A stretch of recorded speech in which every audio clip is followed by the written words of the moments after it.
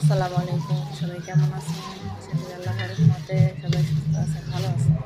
আলহামদুলিল্লাহ আমিও ভালো আছি। আজকে রান্না করব নিজেদের বাগানের টাটকা পুঁই শাক।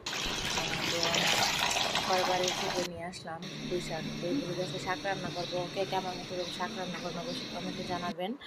আমি প্রথমে আলু, পেঁয়াজ, তারপর রসুন, কাঁচামরিচ এগুলো কেটে নিয়েছি।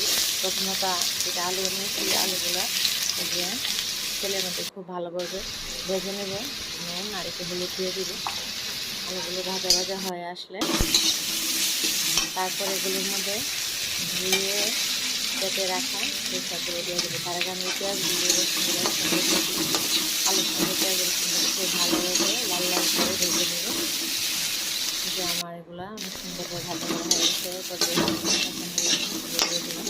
কাঁচামরিচগুলো দিয়ে নাড়াচাড়া করে তারপর এর মধ্যে ধুয়ে কেটে রাখা দিয়ে দিচ্ছি। পরে করলে ভুল হবে পেছনে পাতাগুলো দিয়ে দিচ্ছি। বেশি করে ডাটাগুলো দিয়ে রান্না করার জন্য এগুলো একটু রেখে দিব।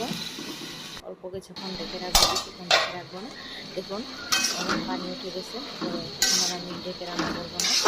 তো ঢাকনাটা খুলে রান্না করবো। আস্তে আস্তে এগুলো রান্না করবো, ভালোভাবে হয়ে আসবে। টেস্টটা অনেক সুন্দর আসছে। তো আমার পোশাক ভাজা হয়ে গেল। সবাই কমেন্টে জানাবেন কেমন হলো। ভালো থাকবেন, সুস্থ থাকবেন। পোশাক ভাজাটা খেতে অনেক মজা হয়েছে। আল্লাহ হাফেজ।